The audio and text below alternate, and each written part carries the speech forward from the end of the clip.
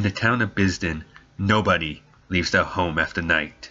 As soon as the sun begins to set, windows are shut, candles are snuffed out, and doors are locked tightly. Before the moon is fully risen, the entire town appears deserted, and silence reigns supreme. "Did you hear that?" whispered Freya, sounding very small and afraid in the dark. "Shut up!" her older brother Thomas hissed through clenched teeth as he eyed the black window of the house nearest to them. They were probably locked.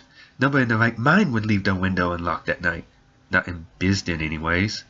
"I told you we shouldn't play in the forest," continued Freya. "I said we should go back sooner." "And I said, shut up," Thomas went on. "Whining dirt about the past doesn't change the present." Thomas looked at his sister, shivering in the dark. "It doesn't change the situation we're in." Before Freya could respond, the faint sound of a child's laughter floated around the air. Goosebumps erupted along Thomas's neck and arms. Something about the sound seemed wrong. "Maybe there are others." Thomas clasped his hand over Freya's mouth. Pulling her in close, he shrank back into the shadow of the alley. Again the unearthly sound drifted across the air. Freya tensed in Thomas's arms as she realized the magnitude of the situation. A child's voice, oddly distorted, broke the silence of the night like a fist through glass. come out, wherever you are." The thing lumbered across the mouth of the alley, just a few feet from Thomas and Freya's hiding place. It was roughly the size of a child, yet shuffled with its arms hanging grotesquely close to the ground, making its disproportionate body appear markedly ape-like. It was completely nude and had skin so shockingly white that it reflected the glow from the moon. The thing turned its shambling head towards the alley as it crossed. Its face was perfectly smooth and entirely devoid of features, save for an impossibly wide mouth with thin lips the color of blood.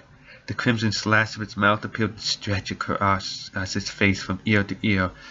Thomas felt warmth spread down his thighs, his bladder let go.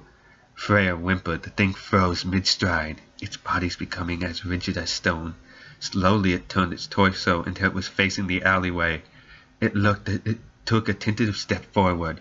Freya sucked in a sharp breath through her nose as she began to hyperventilate. Thomas clasped his hand over her mouth, but he was too late. Impossibly fast, the thing twisted its head towards the sound. Their hiding place was about to be revealed, producing a sickening crack from its neck. "Found you." In the town of Bisden, nobody leaves their home after dark.